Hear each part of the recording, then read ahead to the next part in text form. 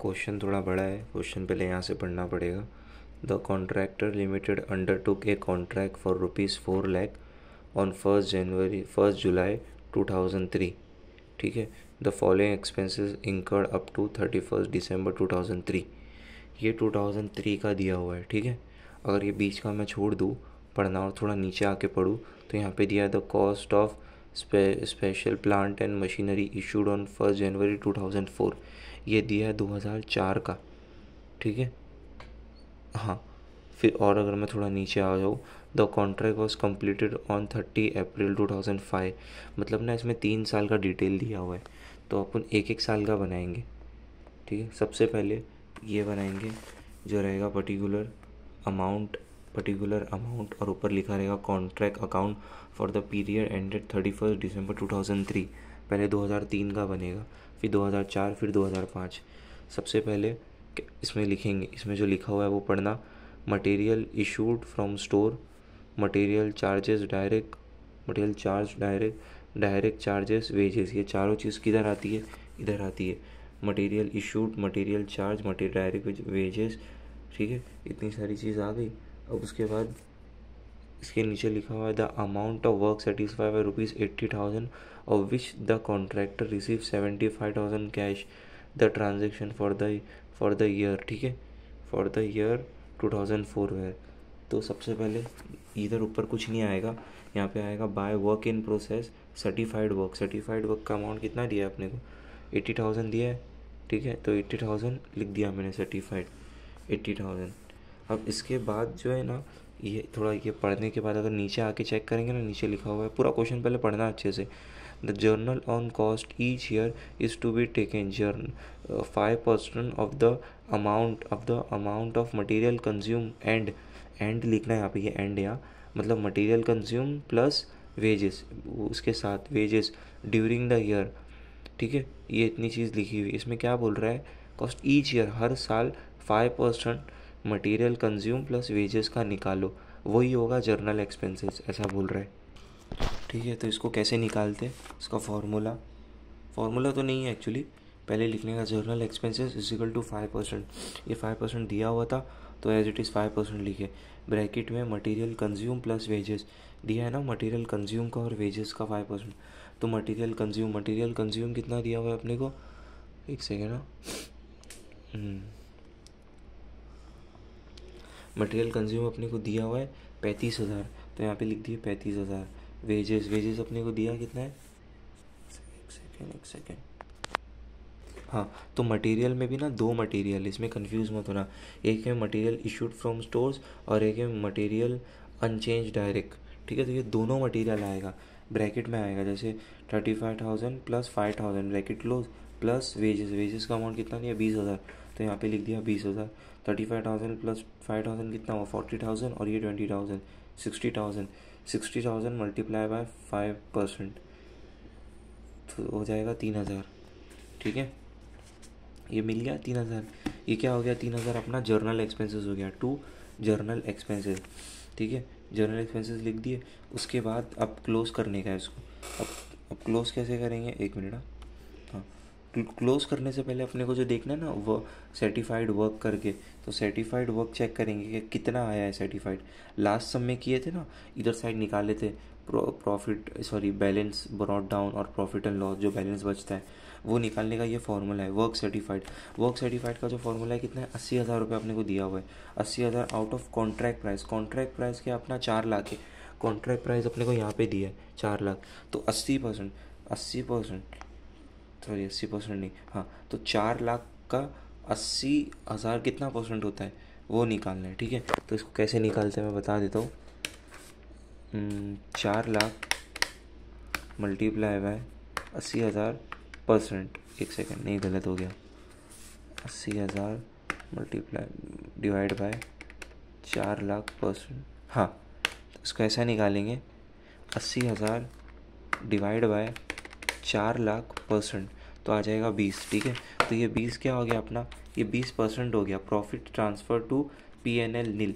अब मैंने बताया था लास्ट टाइम जो भेजा था ना फ़ोटो, जिसमें मैंने बताया था अगर 20 एक सेकेंड दिखाता हूँ। ये वाला चार्ट 0 से 24.999 तक हुआ तो प्रॉफिट नील हो जाएगा। यहाँ पे तो 20% आया है ना आंसर, तो ये नील हो जाएगा। इसमें अपने को प्रॉफिट निकालने की ज़रूरत नहीं है।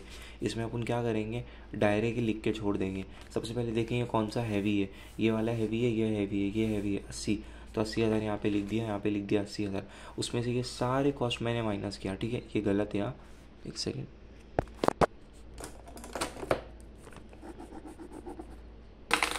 ये 15,000 नहीं है, गलत है, ये कट किया है मैंने। ये सारी चीज़ को ऐड किया तो मेरा बचा कितना, 15,000। तो डायरेक्ट 15,000 मैंने ऊपर मैंने लिखा to profit and loss account, यहाँ पे डैश कर देना, बाय बैलेंस कैरिड डाउन, ठीक है। 15,000 इसको मैं ट्रांसफ़र करता, बट ये तो 20% आया है ना, तो 20% नील होता है, उसमें ट्रांसफ़र नहीं किया जाता है।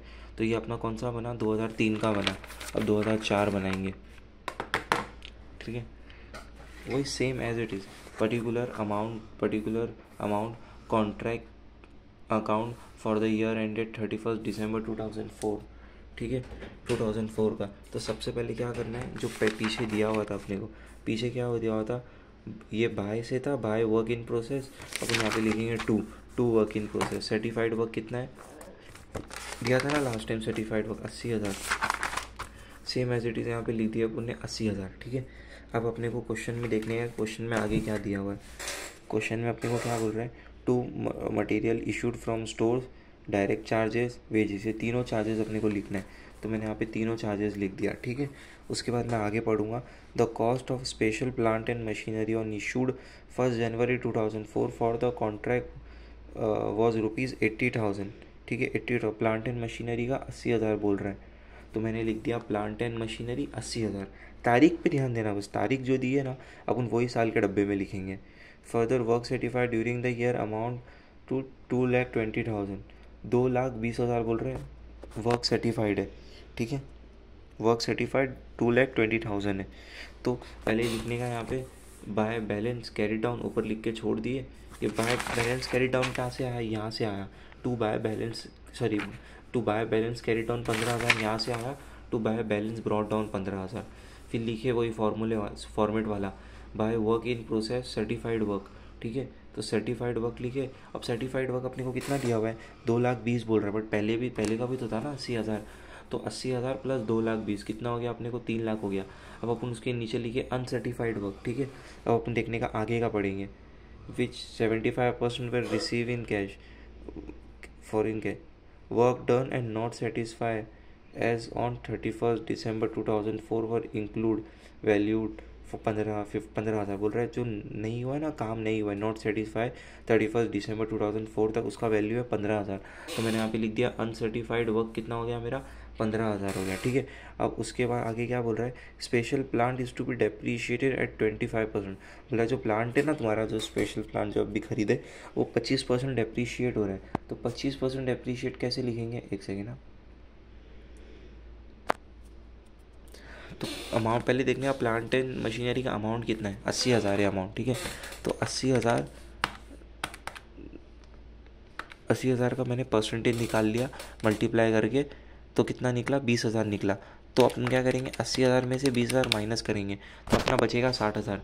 तो यहाँ पे अपन लिखेंगे प्लांट एंड मशीनरी 80,000 माइनस 20,000, तो यहाँ पे लिख दिया अपन ने 60,000, ठीक है।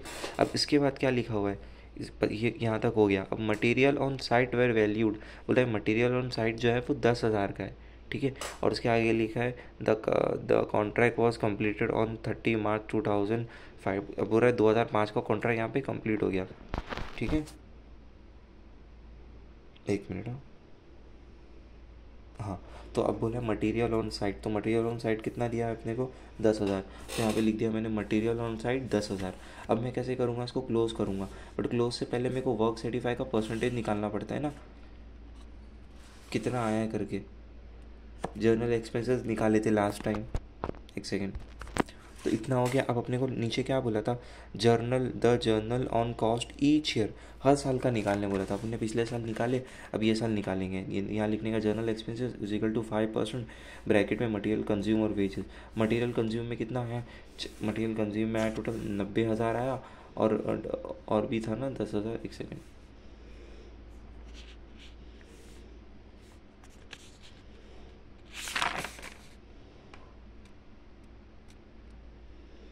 एक मिनट। हाँ, तो ये जो मटेरियल था ना, मटेरियल इशूड, अपन देखने का कहाँ कहाँ मटेरियल है।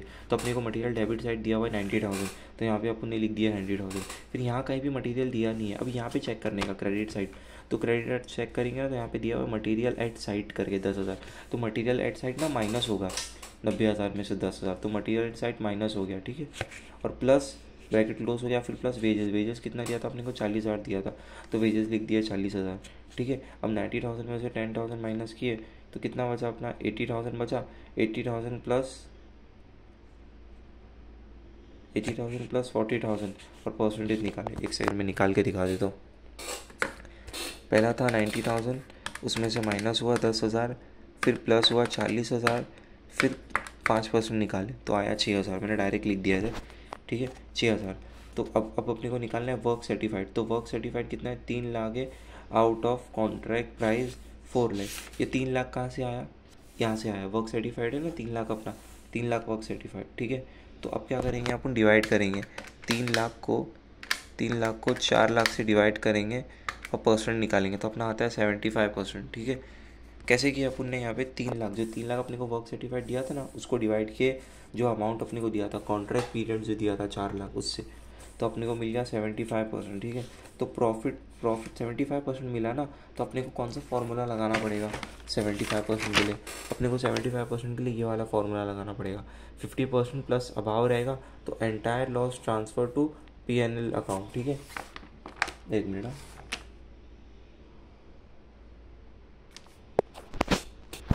ये चीज़ मैं एक चेक करके बताऊंगा कि 75% पे अपन ने ये फार्मूला ही क्यों लगाए, ठीक है। मुझे समझ नहीं रहा है, मैं ये चीज़ चेक करके बताऊंगा। Profit transfer to P&L account इसका हो गया 2/3 multiply by profit multiply by cash receive upon work certified, ठीक है। तो 2/3 को डिवाइड करें, मल्टीप्लाई बाय 1 लाख। 1 लाख अपने को कहाँ से मिला, ये 1 लाख अपने को यहाँ से क्लोज करने पे मिला। सारी चीज़ अपन ने क्लोज किया। बड़ा कौन सा वाला पार्ट लग रहा है, ये लग रहा है कि ये लग रहा है। 4 लाख आया, बड़ा आया, तो 4 लाख यहाँ लिख दिए, 4 लाख यहाँ लिख दिए। जितने भी सारे एक्सपेंसेस सबको माइनस किए तो बचा 1 लाख, यहाँ पे लिख दिए 1 लाख, ठीक है। अब 2/3 मल्टीप्लाई बाय 100 मल्टीप्लाई बाय 75/100, तो अपने को आया कितना 50,000। तो यहाँ पे लिख दिए बैलेंस कैरी डाउन में 50,000, तो बचा कितना 50,000, तो प्रॉफिट एंड लॉस में भी चले गया 50,000। तो ये हो गया सेकेंड टाइप। ये जो पार्ट है ना, profit transfer to P&L account, ये जो फार्मूला लगा है 75% पे, ये क्यों लगा है मैं चेक करके बताऊंगा, ठीक है। अब इसका थर्ड बचा हुआ है, थर्ड कैसे करना है। सेकेंड ईयर का तो हो गया ना, अभी लास्ट ईयर बचा हुआ है कि लास्ट ईयर कैसे करना है करके, ठीक है। तो लास्ट ईयर क्या दिया हुआ है 2000, ये यहाँ से ये वाला ईयर है, ये material issued from the store, direct wages, direct material, direct charge material, wages, ये सारी चीज़ें। सबसे पहले टू वर्क इन प्रोसेस होगा, तो ट्रांसफ़र हो जाएगा यहाँ से। सर्टिफाइड वर्क दिया हुआ है 3 लाख, वो लिख दिए। अनसर्टिफाइड वर्क लिखा है, अनसर्टिफाइड वर्क कितना है 15,000 है, वो लिख दिए, ठीक है। तो है ना, प्लांट एंड मशीनरी, जो सारी चीज़ अपने को यहाँ पे दी थी ना, वही अपन ने लिखे। प्लांट एंड मशीनरी लिख दिए, मटेरियल एट साइट लिख दिए, ठीक है। अब उसके बाद एज इट इज़ ये जो सारी चीज़ें दी हुई है ना, वो लिख दिए। पहले लिख दिए direct material issued from store 40,000, direct charges 13,500, sorry 1350, direct material charge 2, material charge direct 7,000, 2 wages 15,000, ठीक है। अब इतना होने के बाद बाय बैलेंस ब्रॉड डाउन 50,000 कहाँ से आया, यहाँ से आया। By balance brought down to material return to store, ठीक है, टू मटेरियल टू रिटर्न। अब ये सारी आगे की चीज़ें हैं। सबसे पहले द जर्नल कॉस्ट, ये तो अपन ने कैलकुलेट करेंगे 5%, ठीक है, ईच ईयर। उसके बाद क्या बोल रहा है, ऑन 30 अप्रैल 2005 प्लांट और वैल्यूड ₹50,000। बोला प्लांट का जो वैल्यू 50,000 है, ये कहाँ आएगा अपना, प्लांट का जो दूसरा वैल्यू चेंज हुआ ना प्लांट का, एक वैल्यू तो है जो यहाँ पे 60,000 है, ये प्लांट का जो वैल्यू चेंज हुआ है वो वैल्यू अपन कहाँ लिखते, क्रेडिट साइड लिखते। तो यहाँ पे लिखेंगे टू प्लांट एंड मशीनरी 50,000, ठीक है। उसके आगे बढ़ते, to material at site for ₹7,000, ठीक है, and those return to store amount ₹13,000। तो बोल रहा है जो रिटर्न हुआ था ना मटेरियल, जो रिटर्न हुआ था, एक सेकेंड ना,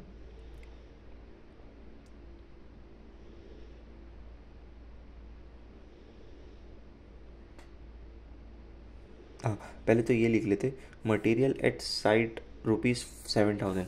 तो material by material at site जो है वो 7,000, साइड वाला यहाँ पे आता है ना, 7,000 लिख दिए, ठीक है। उसके बाद आगे क्या बोल रहा है कि एक सेकेंड, हाँ फोकस हट गया, हाँ। तो रिटर्न हुआ है स्टोर में अमाउंट 13,000 का मटेरियल, ठीक है। तो अपन ने ये फॉर्मेट में दिया हुआ है, तो by material return to store में लिख दिया 13,000, ठीक है। अब उसके बाद इतना लिखने के बाद अपने को बोला था जनरल एक्सपेंसेस हर साल का कैलकुलेट करना है। किस पे करना है? 5% मटेरियल कंज्यूम और वेजेस पे। तो वही फार्मूला मटेरियल कंज्यूम और वेजेस का। मटेरियल कंज्यूम में जो डेबिट साइड जो मटेरियल है वो देखेंगे कौन सा है। मटेरियल साइड दिया है 10,000, material issued store 40,000, material 4 direct 60,000, ठीक है। 3 मटेरियल दिया है, तीनों मटेरियल लिख दिए। अब ये साइड देखने का, तो मटेरियल रिटर्न टू स्टोर दिया, मटेरियल वर्ड यूज़ हुआ ना, तो अभी अपन माइनस करेंगे, क्रेडिट साइड का माइनस करेंगे जो क्रेडिट साइड में दिया। डेबिट साइड का 3 दिया हुआ था, अपन तीनों को प्लस किया। क्रेडिट साइड में 13,000 माइनस किए। अब देखने का मटेरियल साइड भी नीचे भी दिया हुआ है, तो इसको भी 7,000 माइनस किए, प्लस 15,000। 15,000 क्या था अपना? वेजेस था 15,000, ठीक है। तो ये सारी चीज़ को प्लस करके इसमें से माइनस करके फिर 15,000 प्लस करके 5% निकालेंगे तो अपना आता है 2,600, ठीक है। तो अपन ने लिख दिया टू जनरल एक्सपेंसेस 2,600, ठीक है। अब ये लास्ट है, अब इसके बाद तो कुछ बचा नहीं ना, ये आखिरी है, क्लोज कर रहे हैं अभी, ये फाइनल वाला है। तो सारी चीज़ को ऐड कर दिए, इसको ऐड कर दिया, इसको ऐड कर दिए। ये साइड निकला 5,20,000, तो यहाँ पे भी लिख दिए 5,20,000, ठीक है। अब इस सारी चीज़ को माइनस किया तो बचा कितना? 69050। लास्ट है ना, ये फाइनल है, इसके बाद कुछ है नहीं। तो यहाँ पे लिखे to profit and loss account profit, और ये अमाउंट यहाँ पे लिख दिए, ख़त्म।